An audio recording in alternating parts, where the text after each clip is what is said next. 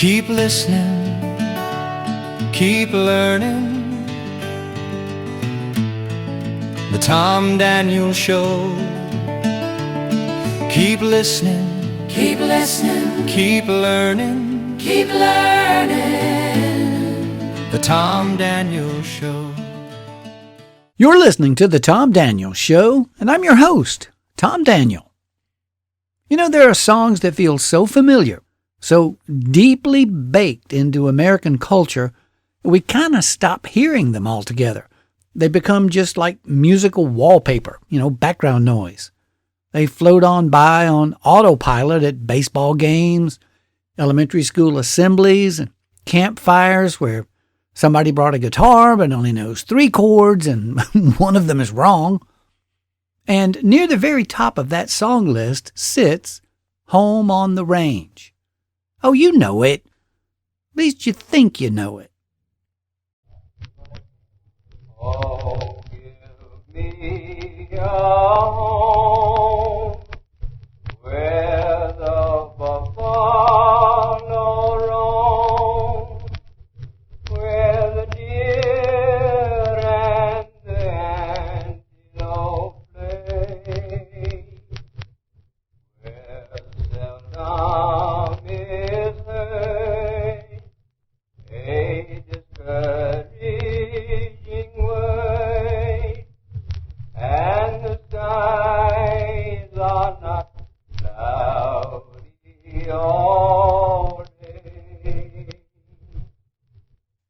Now, right away, you're picturing a wide-open prairie, gentle sunsets, a cowboy leaning against a fence post, and not a single inconvenience anywhere in sight. No traffic, no taxis, no emails, just vibes. But like so many American folk songs, Home on the Range is not what it pretends to be.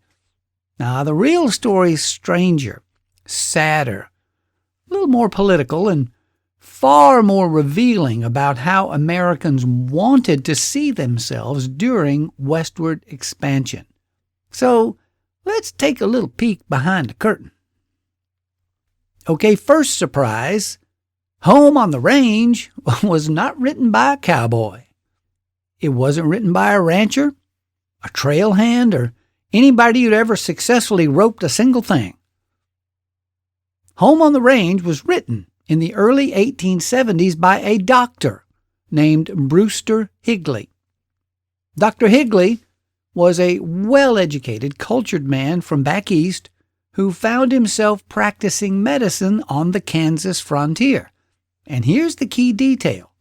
He was miserable. Now, Kansas at that time was not the Instagram prairie aesthetic we like to imagine. I mean, it was harsh, isolated, dusty, unpredictable, and lonely. Certain Kansas towns in the same period were dealing with cattle drives, saloons, and gunslingers. I mean, Dodge City, Wild Bill Hickok, Wyatt Earp, yeah, that bunch. And our good old Dr. Higley missed civilization. He missed familiarity. He missed home. So he did what people often do when they're homesick in a place that feels overwhelming. He wrote poetry. I mean, doesn't everybody? The original poem wasn't even called Home on the Range. He titled it My Western Home. And it was not a celebration. It was a coping mechanism. A man convincing himself that this place, this empty, unforgiving land, could somehow feel like home if he framed it just right. In other words, Home on the Range began as emotional self-persuasion, and that's already a very different song. Now let's talk about those lyrics. Where seldom is heard a discouraging word, and the skies are not cloudy all day. You ever been to Kansas? I mean, that sounds lovely. It also sounds like somebody lying through their teeth. Kansas skies are famously cloudy. The discouraging words were constant. crop failures, droughts, disease, isolation, tornadoes, economic uncertainty. People didn't head west because it was easy. They went because they were desperate, promised something better, or sold a story that turned out to be only half true. What Higley created and what the song later amplified was a Prairie Eden myth. The idea that the American West was not just land, but destiny. A peaceful, morally pure place where hardship simply evaporated. This was not accidental. This was propaganda. Not in the sinister sense, but in the deeply American sense. If we sing it enough, well, maybe we can make it true. Higley's poem was eventually set to music by a friend, and like many folk songs, it kind of drifted free of the author. Lyrics changed, verses were softened, anything that hinted at struggle kind of quietly disappeared. And by the time Home on the Range entered popular circulation, it had become a musical postcard, advertising westward expansion. Come west. Life is simple. Nature is kind. Nothing bad happens here. This wasn't just a song. It was reassurance for a nation on the move. Now here's another twist most people don't know. Home on the Range nearly lost its own origin story because of early copyright battles.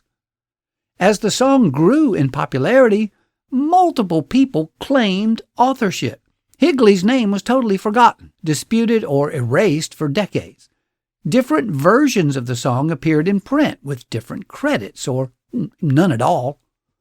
By the early 20th century, the song was considered so folk that its actual author almost vanished from history, which is incredibly ironic because this deeply personal song, written by one lonely man trying to survive cultural dislocation, became kind of a national anthem for the West.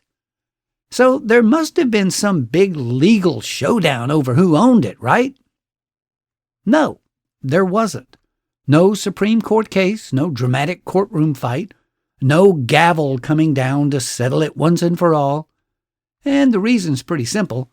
By the time anyone started arguing about copyright, the original poem, written back in the 1870s, was already decades old.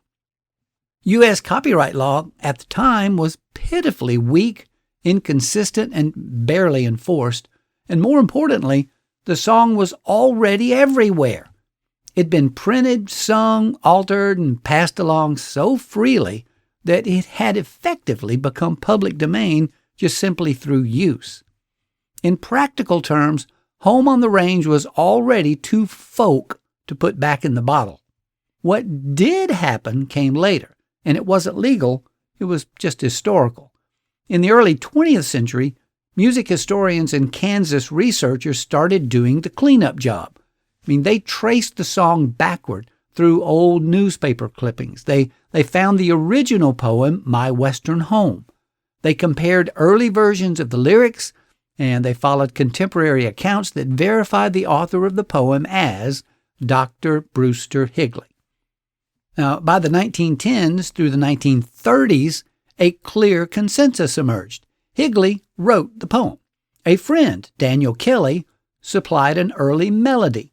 Everything that followed was adaptation, not original composition.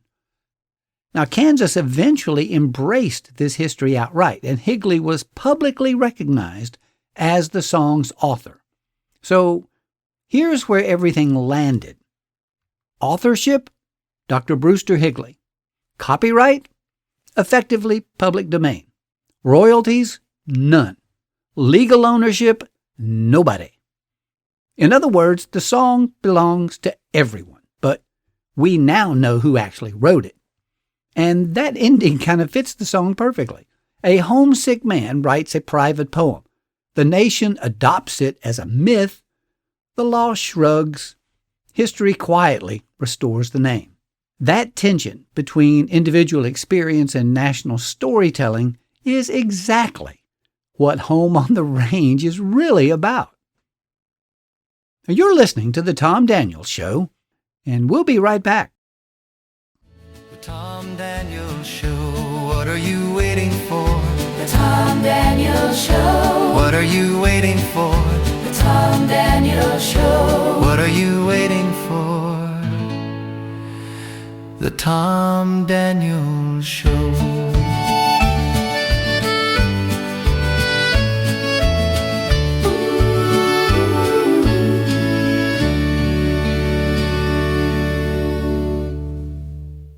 And welcome back to the Tom Daniels Show. And oh my goodness, only Mary Mac could come up with a Lonesome Prairie version of our theme song. Wow, Mary Mac is the world's most perfect band.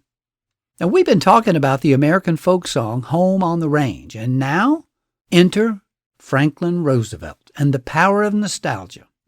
Now, by the early 20th century, Home on the Range had drifted a long way from the Kansas frontier. It was no longer about one man trying to talk himself into liking where he lived. It had become something much bigger, a symbol, and that's where Franklin Roosevelt comes in. President Roosevelt famously called Home on the Range his favorite song. And that tells you something important, because no matter what you think of FDR politically, he was a master of American myth-making.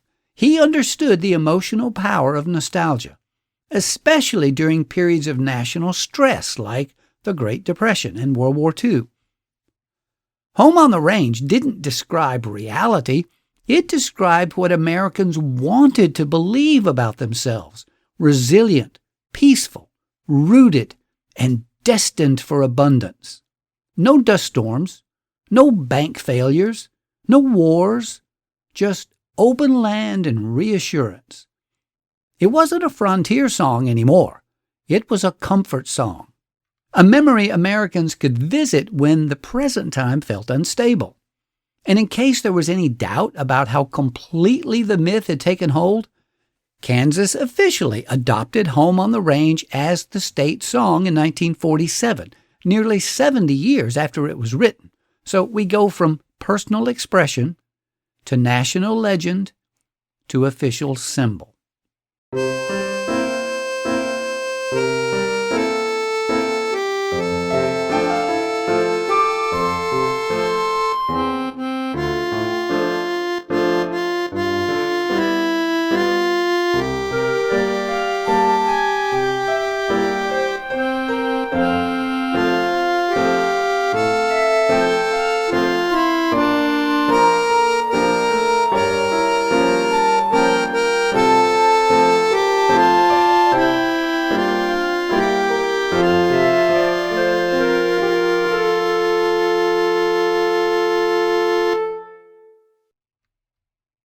So what is the song really? I mean, it's not a cowboy anthem. It's not a pastoral documentary. It's not even particularly accurate. It is a homesick poem written by an educated outsider. It's a myth-building song that smoothed over hardship. It's a musical sales pitch for westward expansion. And it's a reminder that Americans often sing their aspirations, not the realities. Now, there's a famous quote from near the end of the movie The Man Who Shot Liberty Valance. It's spoken by the newspaper editor, which is this: "This is the West, sir. When the legend becomes fact, print the legend." Now, that line could have been written specifically for this song, and that's why Home on the Range endures. Sometimes a song doesn't survive because it tells the truth. It survives because it tells the truth people need to hear right at that moment. Home on the Range is a legend that outpaced its facts, a song that sanded down the sharp edges of westward expansion and replaced them with open skies and reassurance. It began as one man's private wish, a way to make hardship feel meaningful. Then the nation adopted it, polished it, and turned it into a shared memory of a West that never quite existed the way we like to imagine it. And when the legend became fact, America printed the legend and set it to music. This has been the Tom Daniels Show. Keep listening, and keep learning.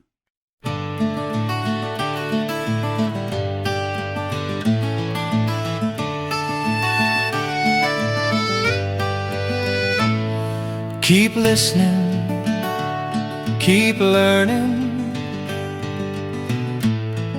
The Tom Daniel Show. Keep listening, Keep listening, keep learning. keep learning. The Tom Daniel Show. Take a break from your usual routine and tune into the Tom Daniel Show. You'll discover the world of melodies and stories that you might not know. Keep listening, Keep listening, keep learning. keep learning. The Tom Daniel Show. Keep listening, Keep listening, keep learning. keep learning. The Tom Daniel Show. What are you waiting for? The Tom Daniel Show. What are you waiting for? The Tom Daniel Show. What are you waiting for? The Tom Daniel Show.